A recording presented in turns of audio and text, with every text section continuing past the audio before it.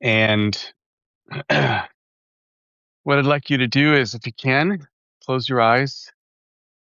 See if you can feel your heart beating. Just bring your conscious awareness to your heart. See if you can begin to intuit the outward flow, inward pulling the blood. And in the middle of the heart, see if you can picture the blood returning and then getting oxygenated and going back out. You might intuit that it's one circuit with three dynamics: outward, outward, outward, inward, inward, inward, coalescence. So this is the great heart, and it exists as the one infinite creator because there is nothing else besides the one infinite creator beating the heart out, pulling in and digesting and distilling the lessons and then beating out. Everything is fractals of this. So we just thank the one infinite creator for this reality of outward and inward and unification, and bless this conversation tonight. May it serve as an instrument simply to help us to understand ourselves and you more. Amen. All right. Well, hey, Neil. Oh my goodness. This is looking good. Wow. The beard. Okay. Well, I'm going to start the share. Okay, I'm going to share on my PowerPoint. So I didn't have a ton of time today to make the kinds of PowerPoints that people are used to, which are really fancy schmancy. But I do ask your forgiveness. And I'm going to have it in this form because I'm going to be reading notes, as you guys can see the bigger slide over here. What I'd like you to do, if I can invite you to, is really kind of allow yourselves to fall into the cadence of my words. I'm going to be speaking slower. I'm going to be reading verbatim. This is what I wrote. So I'm going to be reading verbatim tonight. And each slide you can read as you listen. What you'll be reading is less than what I'll be saying, but the essence is captured. And if there are pictures, then maybe you can just allow the pictures to be icons of the words that I'll be saying. So this talk is called the Mystery-Clad Being, the primal rhythm of being, and the heart of all reality. So we have just heard from Tim a couple of weeks ago speak beautifully about the theme of mystery. And I want to build on that theme with a particular question. What is the nature of the mystery that we are exploring? You see, mystery is not that which cannot be known. Mystery is that which can never be exhausted in all the ways of knowing. In other words, it is infinitely knowable, which means we can spend eternity exploring it and never arrive at complete comprehension. Not because it withholds itself from us, but because it is inexhaustible in its richness. This is a crucial distinction. Mystery is not ignorance. It is not a wall we cannot penetrate. Mystery is an ocean we can swim in forever, each stroke revealing new depths, new currents, and new wonders. The fullness of mystery, what we might call gnosis, lived experiential reality, is not a destination we arrive at, but a horizon that recedes as we approach, always inviting us further. Ra describes this with precise language when speaking of the fundamental rhythms of intelligent infinity. Quote, "The basic rhythms of intelligent infinity are totally without distortion of any kind. The rhythms are clothed in mystery, for they are being itself. The rhythms are clothed in mystery, for they are being itself. Clothed in mystery, not hidden by mystery, clothed in it, the way a body is clothed, the way we wear our appearance. Mystery is not what conceals being from us. Mystery is being, wearing its own inexhaustibility. So tonight I want to ask, if being itself is clothed in mystery, can we nonetheless discern something of its shape, its flow, its fundamental rhythm? Can we, while honoring the inexhaustibility, trace patterns that appear consistently across Ra's teachings, patterns that might illuminate something primal about the nature of reality itself? Being as verb, does it have shape? Notice that Ra says that rhythms are being itself, not that being has rhythms, not that being does rhythms. Rhythms are being. This is being as verb, not as noun, not a thing that exists, but existence itself as dynamic, self processing oscillation. What does Ra tell us about the shape of this rhythm? Well, in session 27.6, we find a remarkable description. Intelligent infinity has a rhythm or flow as of a giant heart beginning with the central sun. The presence of the flow, inevitable as the tide of beingness without polarity, without finity, the vast and silent, all beating outward, outward, focusing outward and inward until the focuses are complete. The intelligence or consciousness of foci have reached a state where their, shall we say, spiritual nature or mass calls them inward, inward, inward, until all is coalesced. This is the rhythm of reality. The giant heart beating outward and outward, then inward, inward, inward, until all is coalesced. This is the shape of being itself, a circulation, not linear progression, not random chaos, but rhythmic circulation, emanation and return, expansion and coalescence, systole and diastole.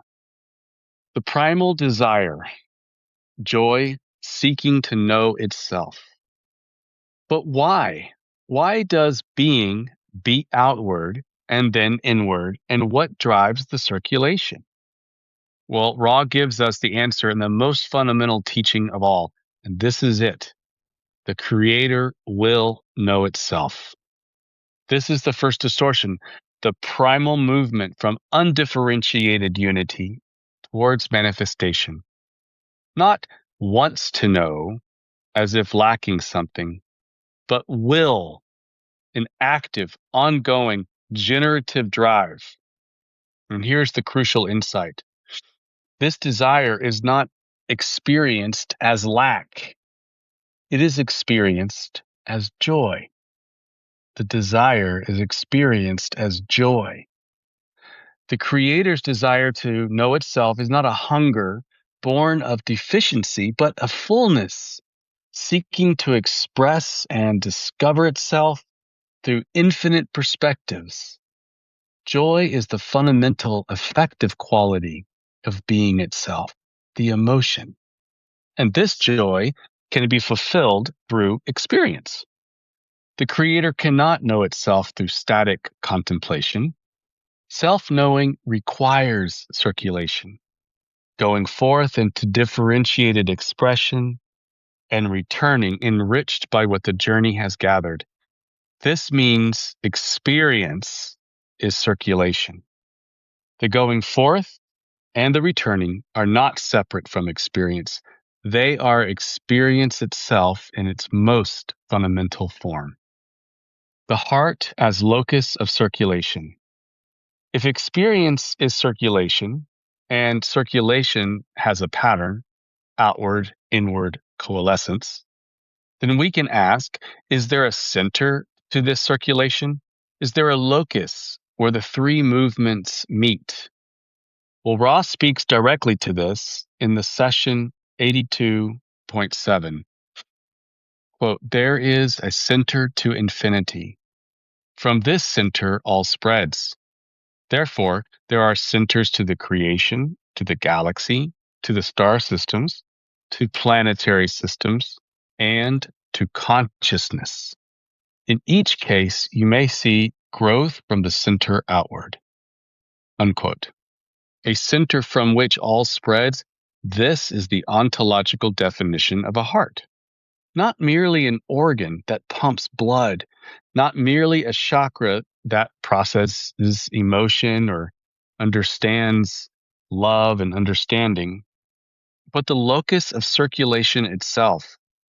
Wherever being localizes, whether as a universe or galaxy, star or planet or person, there exists a heart, a center where the three forces of circulation operate.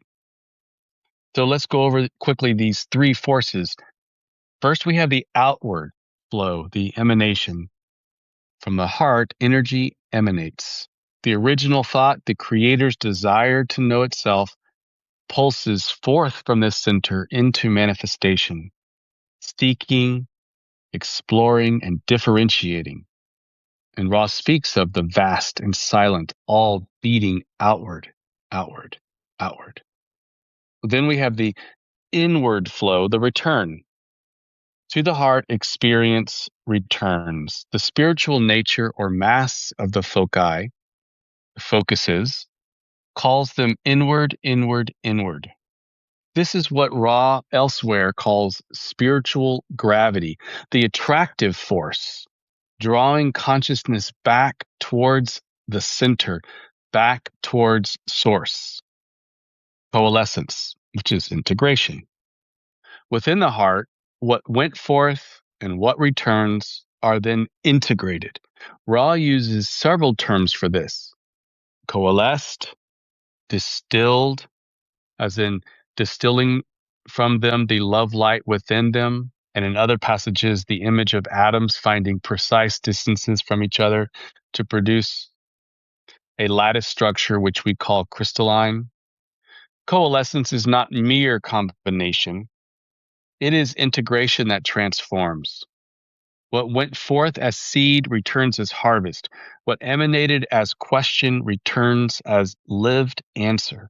The heart distills, processes, and then prepares for the next horizon, or arising.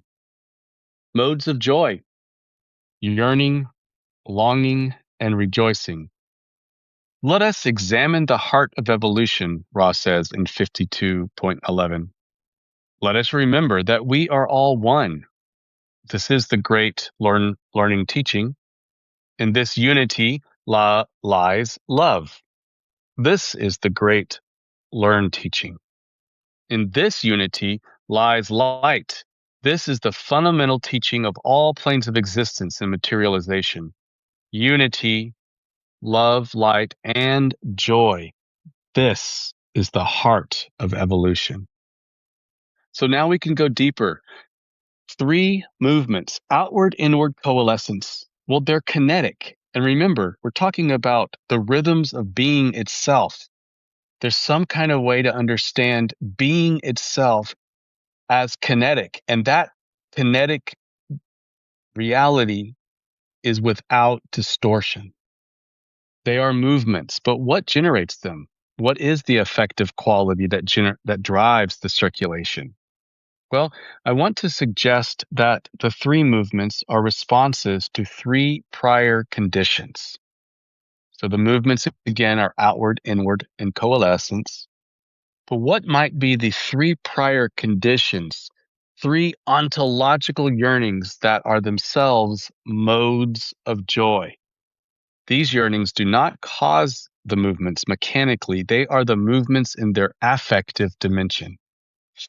So first, we have the yearning to go forth. At the primal level, yearning is not lack. It is eager desire. It is anticipation, the joy in becoming. The Old English "giernan" means to strive, be eager, desire, and shares roots with the Greek "cheirin," to rejoice. Yearning is rejoicing at the fundamental creator level. No lack, only eager delight in the adventure about to unfold. This generates the outward flow, the outward. And two, we have the longing. So if one is yearning, two is longing to return. Once consciousness has gone forth and differentiated, a new quality of desire emerges. Longing is desire stretched across the distance that experience has created. The Old English "longien" means literally to grow long, to lengthen, stretching toward what is distant.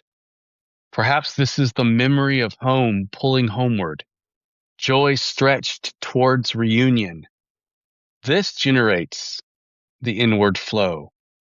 So it's the creator's own longing, both as that which left to go forth and that part of the creator which stayed at home and longing for that force to come back. If you're thinking of the prodigal son as an archetype, there you have it. 3, rejoicing in union. When outward and inward meet in the heart, there is consummation. Rejoicing, from the Latin gaudere, originally meant to possess, to enjoy possession of, to have fruition of. It is the joy of completion, of harvest gathered, of distillation accomplished. This generates coalescence and seeds the new arising. And throughout both the yearning to begin, the longing to return, and the rejoicing in union, we have enjoying, literally being in joy. The old French enjoyer means literally to be placed within joy, to dwell in joy. Well, this is the medium through which the entire circulation occurs. There is no moment outside of joy because joy is being itself in its affective dimension. The two energies within us. The cosmic pattern is not distant from us. Ra tells us it operates within our own energy system.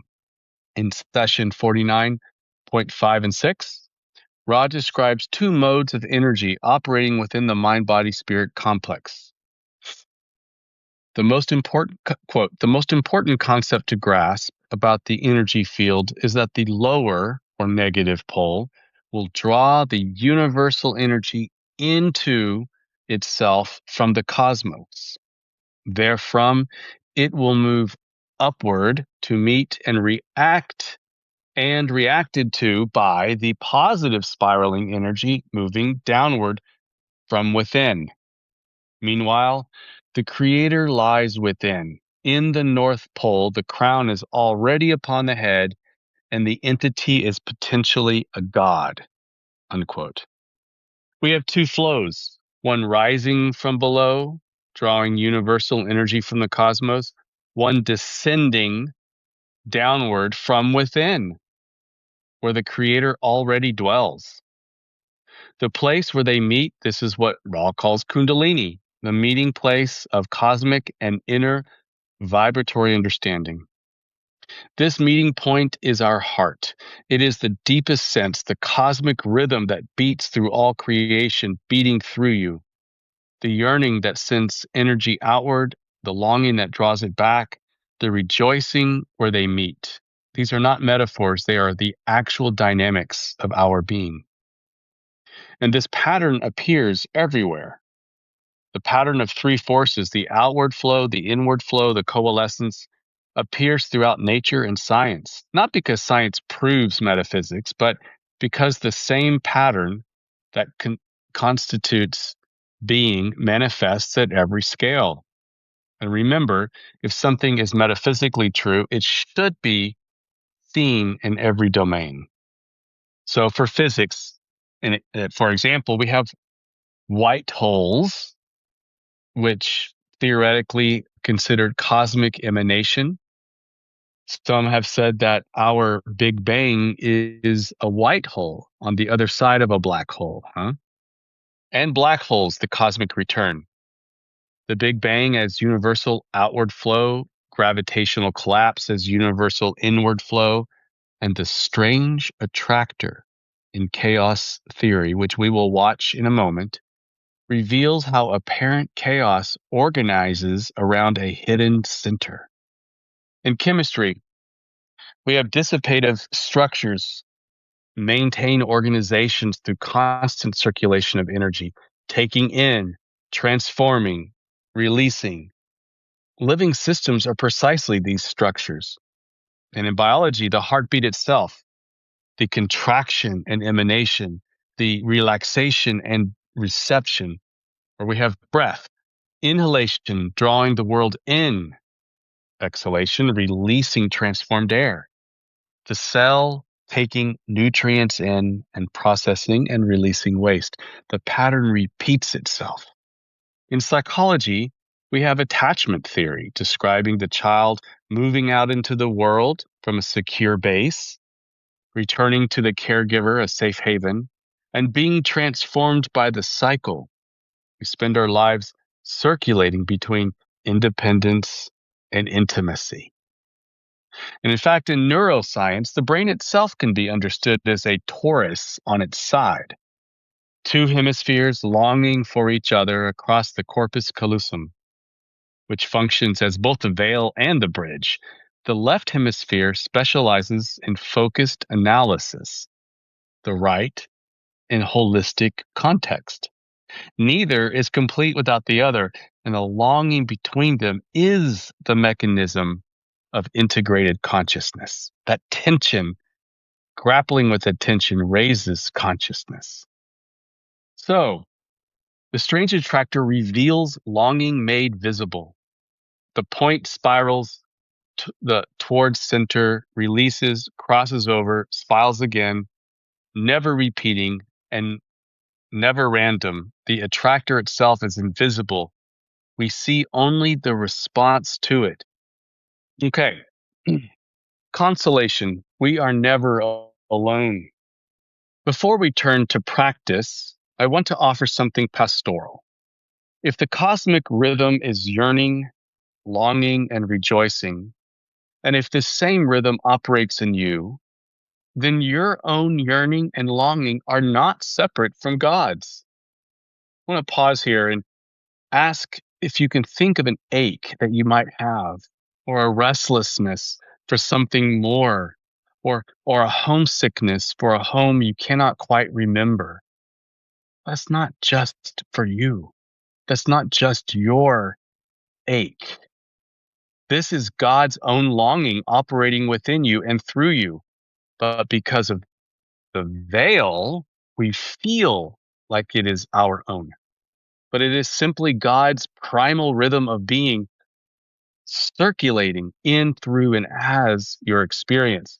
You are inside divine longing, even as it is inside you. Whitehead called God the fellow sufferer who understands, but it goes deeper than that. God is not watching our longing from outside. God is longing through us, and with us, and as us. The yearning you feel is not evidence of God's absence, but of God's presence within that very yearning.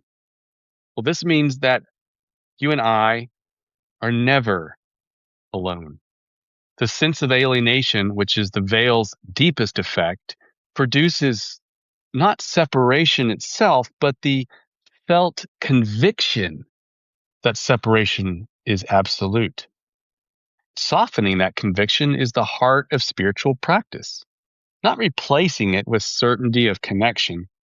Well, that would be another kind of grasping, but allowing the possibility that we are not alone.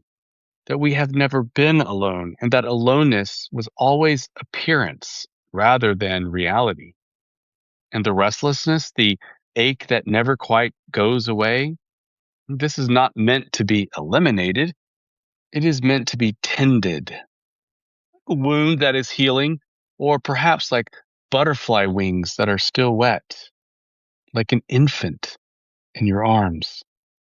The tender, aching place is holy ground. It is where longing lives, and the longing is actually connection. That's the paradox. So here I have 1 minute or two to describe what I feel when I have become aware of, let me say, this primal rhythm of being as a torus field.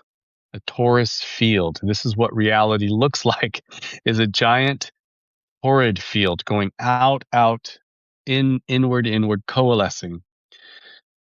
And I wanted to share from my own personal experience because perhaps you have this too. And if you do not, you can, because it is simply a latent sense organ. It is of the subtle sense organs. You and I have 5 sense organs that can feel third density space time, sight and hearing and touch. But did you know that we have subtle sense organs? And these are latent. In other words, they're not often used consciously, but they do arise in us through intuitive knowing and often through the intuitive empathic connections we make through empathy, the tool of empathy. But I'd like to share that you can begin to get a feeling around you of circulation. And I personally, for the past, say, 5 years, I feel this all the time. I feel that inside of me, at the heart, the core, if you can think of the corpus callosum of this particular torus, that spins for me in a clockwise fashion. I feel this clockwise circulation, But there's an outward field around me, and this is counterclockwise, and I feel it, and I don't know how else to say it except that it is my skin. It is my subtle skin that I feel when it is connecting to someone else. And in fact, I'll offer this to you as a counselor or as a friend, when I'm very aware of myself doing this, I will extend intentionally my torrid field, if you will. I will extend it and connect it with the other person. Sometimes I extend it so far that it encompasses the other person, depending on kind of what I feel called to do in the moment. But when I do that, I essentially become the other person. I mean, we are all one self, other selves in this one body. And it is a transposition of consciousness. And so, in the moment when I do this counseling, in a sense, it is myself, Doug, who then connects with my client, and then I become embodied inside of that. I become that person in a sense of the energy, and I feel intuitively through this flow, exchange of information on a subtle realm. I feel the blockages or the places of freedom within their own aura, within their own energy centers, as if it were mine. And so then here I am as Doug, being able to almost surgically connect with the other person through verbal speaking what I myself am feeling as if it's my own body on the other side. Because when I join that kind of force, well, it is my own body. And you can learn to do this too. So we'll end by saying living from the heart. To live from the heart is not sentimental advice. It is an invitation to conscious alignment with the very structure of being. The heart already functions as this center. It cannot do otherwise. For this is what hearts are. But we can dwell there consciously or unconsciously. We can dwell there harmoniously or in resistance. The center is never absent. The rhythm never ceases. It is the Creator's own rhythm. What awakens is not the heart itself, but our recognition of it, our willingness to inhabit the center we never left, to feel the pulse we always were, to dance the rhythm that dances us. The yearning that sent you forth on this journey, it was already joy in the guise of anticipation. The longing that draws you homeward into unitive consciousness, it is joy stretched across the distance you have traveled. And the rejoicing that awaits in the meeting is the joy consummated, the fullness you have always been moving towards. The heart beats. The mystery clothes itself in rhythm, and we, mystery-clad beings ourselves, pulse with the same life that pulses through all creation. Outward, outward, inward, inward, until all is coalesced. This is the rhythm of reality, and this is who we are. Amen. So, thank you. I know that's unusual. I usually don't read, but I wanted to go ahead and do that this time and see if my thoughts could be a little bit more cohesive. But did anything resonate with you, or did you feel pulled in a particular direction, or have this sense of the primal rhythm of being inside of you? Yes, I certainly did, Doug. That was remarkable. It felt like you were inviting us into a pearl of great price. It was like we were seeing the kingdom within. And I agree with Troy. I liked how you explained it in such simple terms. But I have two questions. So the three forces that you described, the emanation, the return, and the integration, does this map over or relate to Gurdjieff's your principles of teleopotentiation? It's nothing but that. There is only the law of three, teleopotentiation. Because the way that you articulated it in this presentation resonated much more with me personally than the other ways and versions I have seen of it. I just think this is so beautiful. It just feels natural and organic, and I love it. The second question I have is this idea of the creator will know itself. The one word that I'm not sure was in your presentation, but could you describe this beingness in relation to becoming? What is all of this? Knowing is great, but what is it all becoming? Beauty, to answer your question, and that is not only from me, that is Whitehead. Whitehead and Raw, they say the same thing in different ways, but one of the things that Whitehead would say is God desires to experience God's self. And so we hear resonances with Ra, of course, there.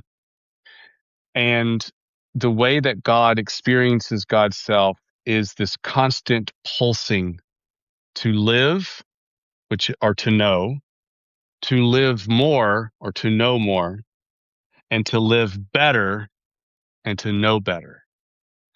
And the better Whitehead calls, and you can see this too implicit in some of Ra's words, is beauty. Now, what Whitehead describes as beauty, and I think it's a good definition. It takes a little bit of us taking our head off and getting the dust out and then putting them back on when we think of beauty. But the way that Whitehead talks about beauty is something like, and I'm paraphrasing, but it's something like maximal intensity packaged in one moment and stretches unity to the point of breaking, but doesn't break. So think of a crescendo moment. Think of a, some sort of climactic thing where there's a fullness and it's so full and you think it's going to break the net of unity, but it doesn't. That would be a moment of pristine and distilled beauty. That is, those are these moments that the creator gains knowledge of itself in truly deep ways all the way down. So where is it going? It's going to greater, to more, and to better. And that it's an eternal process. Thank you. Thank you. This was just outstanding. I give it million out of 10. Thank you. I appreciate that. I would like to sit through it again, actually. I don't know. I found myself being so stimulated that my own thoughts started going. I was like, wait, I missed something. I know. But very tremendous. Thank you. Well, I did record it, and I'm going to remove that middle section and put it back out there. I'll send everybody a video link of the strange attractor. It is interesting to see how mathematics and in chaos theory that there's an underpinning rhythm or order. And this is exactly what Ross says. Ross says that the very nature of the creator is the focusing principle that begins to bring order to chaos. And Ross says it happens at every scale of being. The very nature of the one infinite creator is to begin to focus, this focusing instinct within randomness or chaos. It's because it's that primal rhythm of being that cannot be ignored. It goes out, it goes in, and then pulls together. And so anything that's kind of going all over the place is always being brought and pulled together to to distill what moments of beauty can be understood and learned from. Yeah. That was the And best rendition of some Whitehead that I've been able to understand. Thank you. oh, good. Who is Whitehead again, please? Whitehead, in my opinion, has to have been a wanderer from Ra. I just So can't see that otherwise. Okay. He was a philosopher. He's a very famous philosopher. He was already well internationally known in England for his work in mathematics. He was a logician, and he was very well known. He taught at Cambridge and Oxford. But then he was a Renaissance man, and he was very much in tune with philosophy. And so he ended up being invited by Harvard to not teach math, but actually teach philosophy, because he wanted to, just by reputation, they hired him. And he spent the next decades of his life developing the philosophy of organism. And all of that is basically how each moment is itself a being. In other words, there is no such thing as beings, as in like static entities, except that they are occasions. They're actual occasions. But that is what the word being means. Being is a verb. So you could say that being is actually the process of becoming. And so what I talked about earlier in terms of God always trying to find a way to increase beauty, that happens moment by moment in you and me. Every moment there's a part of you that dies and rises. It happens so quickly, it's like you don't it feels seamless.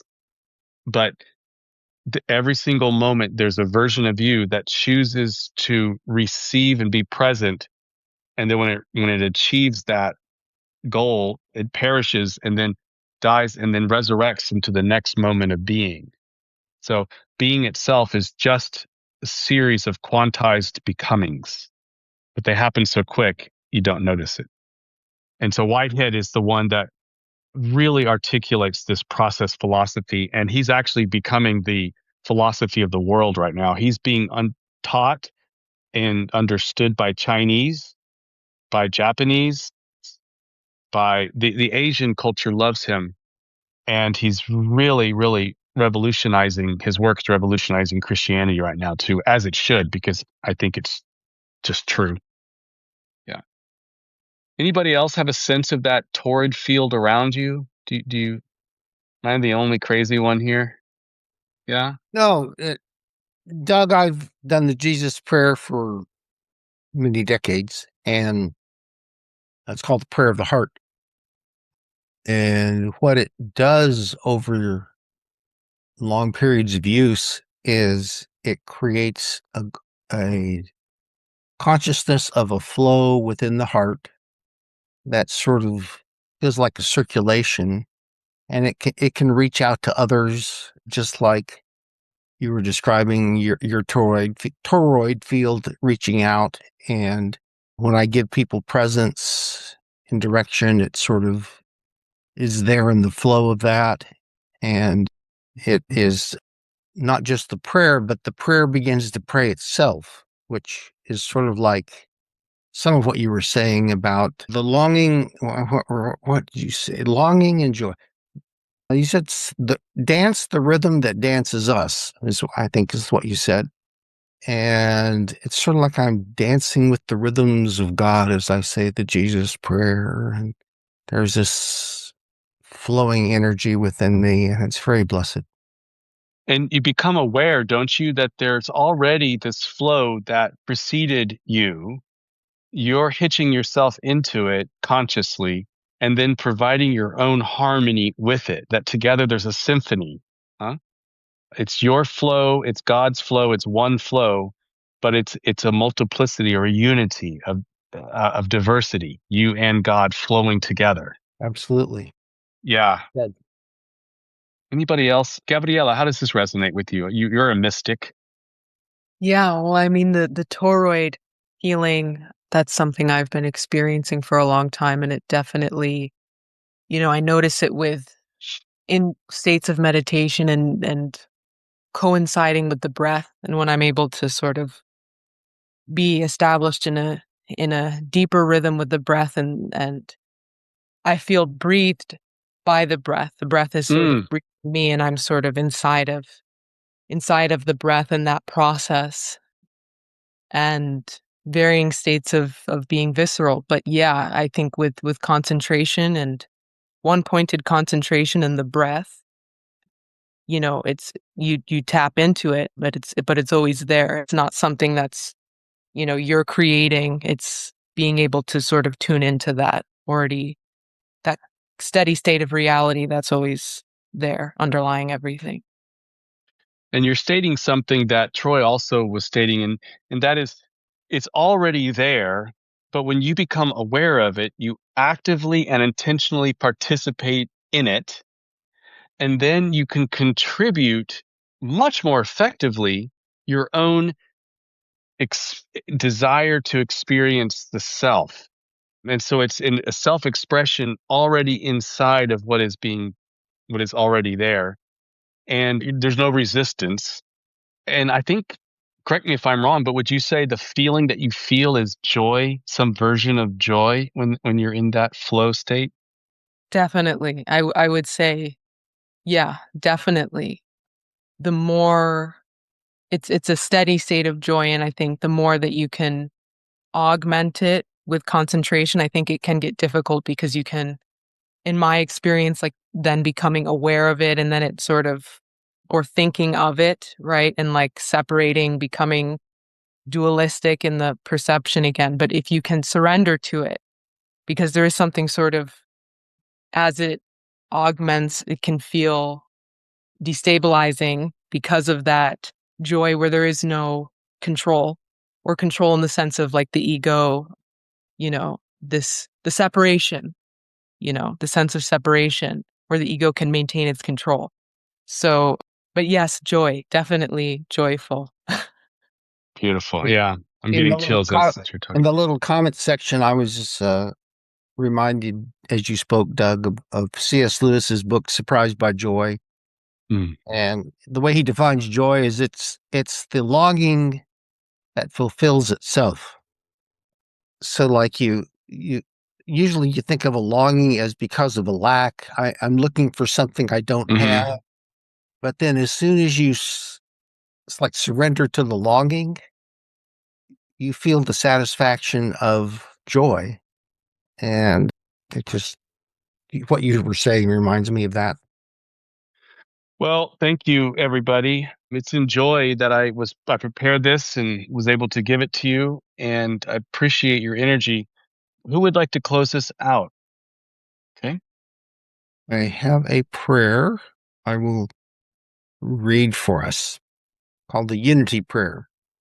As we pray together, let my words be your words.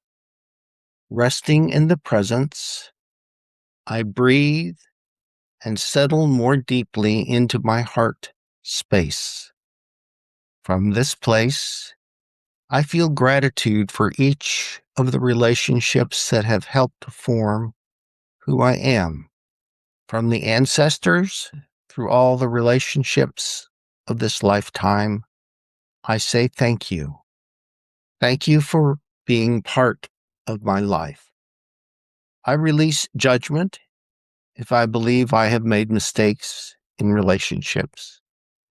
I release anger against any who may have hurt me.